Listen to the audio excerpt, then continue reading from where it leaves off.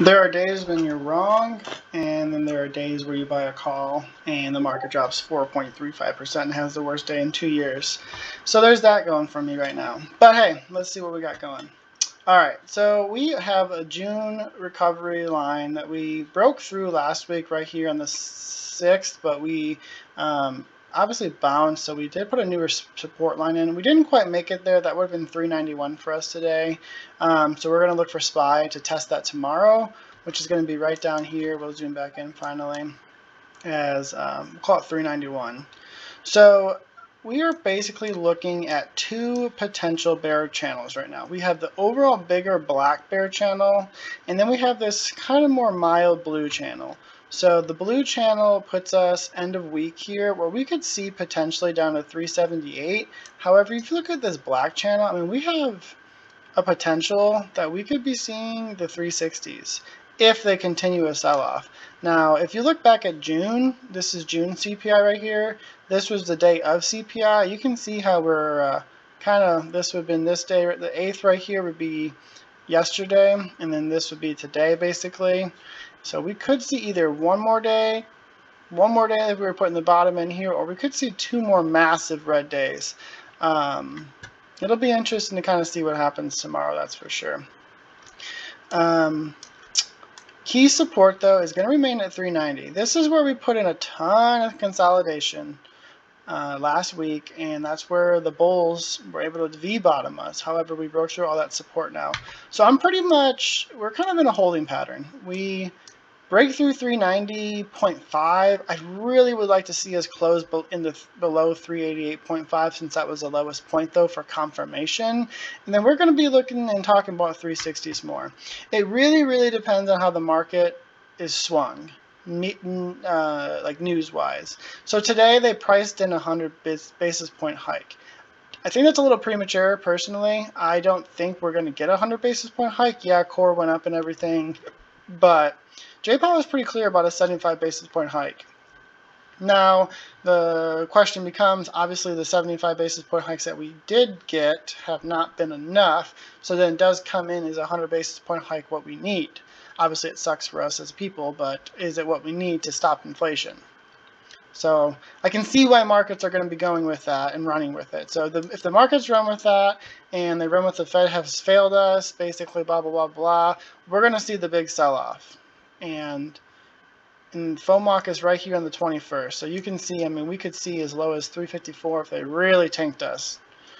Support for the overall bear market puts us down to the 340s. I don't think it's going to get that extreme personally. So basically tomorrow, all eyes on 391, and resistance-wise, all eyes on 405.2. It's hard right here because, you know, after the big market day, we got to kind of see how things settle. We can either see sort of a consolidation like we had right here, or we could just see a continuous dump like we had right here. So my two things I'm watching is 391 followed by 388.5, and then I'm going to be looking for about 380 to 385. If we break green, biggest resistance will be right here at 400.4 followed by 405.2. Looking at futures, that is just a massively big three-day bearish engulfing candle. Same thing, futures by end of week, we could be talking the 38.25 range, or we could be talking as low as about 36.25. So pretty big range. So we're going to be keeping an eye on it. We have not broken through this support. We're not even as close to it as we are on SPY either. So key support for today or tomorrow is going to be 39.08. And from there, we're going to look to break into the 3800s and 38.67 and then 38.27. If we start breaking upward, we are going to be looking right here about 4,000 pretty much, and then it kind of gets into the 4060s, and then really from there it'd be 4137. Obviously that'd be a whole reversal back up, and that seems highly improbable. Apple was pretty wild for a while there. At the end of the day, it actually hit negative 6% for a very quick time. I've never seen it hit that before. And like I said, this was the worst day in stock market since 2000, and 20 during the COVID crash. So it was a pretty bad day today for the markets.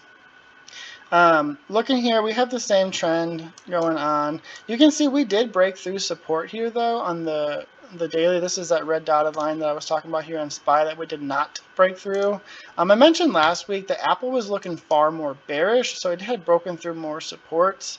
The main takeaway from today for Apple though is we did close below the 200 EMA, and we also closed the candle below the lowest support close, which was 154.5 with the candle bodies from last week. So that is showing more bearish tone than anything. If we would have double bottomed off of 154.5 or like closed around there, then I could see a pop coming back, but I almost have a feeling we're going to see a continuation on Apple tomorrow. Same channels looking, by end of week we could be looking at the 148s, or we really could be looking down here in the 130s. So we'll just kind of keep an eye. I want to see what tomorrow brings, obviously. Tomorrow will be a big day for the markets. If we continue to drill, we continue to have the massive sell-off pressures that we had today. We had negative 100 breath for a long time today, most of the day really. Then we're going to see a pretty big drill. My biggest thing I'm going to say is just because we had a trend day today does not mean tomorrow will be a trend day. Expect it to not be a trend day. Don't get trapped going long on puts tomorrow because it looks like it's going to drill in the first hour. I've seen it time and time again where people expect it to just keep drilling all day long. They jump into a put and they don't put a stop loss on, they don't take profits, and by the end of the day they're wrecked, or in an hour really. So just be careful.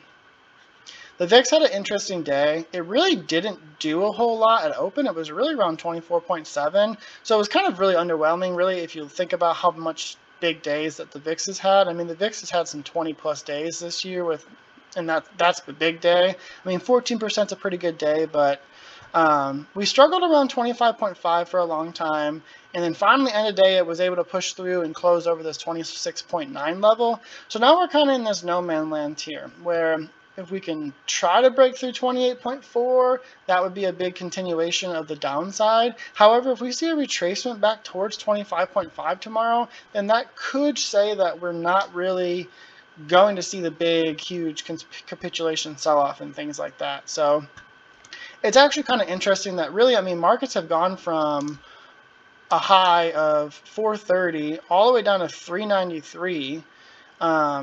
And the VIX has gone from 19.6 to 27.3. That's not a very big move, considering every other time that we've had a massive sell-off, we've seen the VIX go from like 18s to the high 30s. Almost every single time we've had some sort of sell-off like this. So the VIX is really kind of underwhelming right now. So looking at Bitcoin, I was mentioning last night about how we were super close to breaking the whole bear market resistance, and obviously if CPI would have came in good, I think we would have done that. But instead we actually had a massive rejection. We broke through all the supports right here. So now we are looking at downside, and we're looking to kind of establish our support. So next key level really is 18.8, and next key resistance is 21.5. If we break this trend line sometime in the next week or two, that would be a pretty bullish sign, because that would break obviously the almost year-long resistance now, but it's not looking so good for crypto thanks to the markets right now. So, all right, hope you guys had a good day. Thanks for tuning into this video. Hope you guys enjoyed it. If you like what you saw, go ahead and hit the like and subscribe button to stay updated. I am providing my Discord link right here. That's a lifetime link. If it doesn't work, go ahead and send me a message and I will get you a new link. I do have a pre-market update I do every day, where I update with supports and resistances and different scenarios that might play out through the day. I also do a live commentary throughout the day with updates and changes, and I do push out buy and sell alerts on SPY and other tickers that I'm trading at the time. Currently, membership is $20 per month or $228 per year. You can follow me on YouTube, Twitter, Instagram, or TikTok under SPY Optionaire, or Reddit under Daddy Dirch.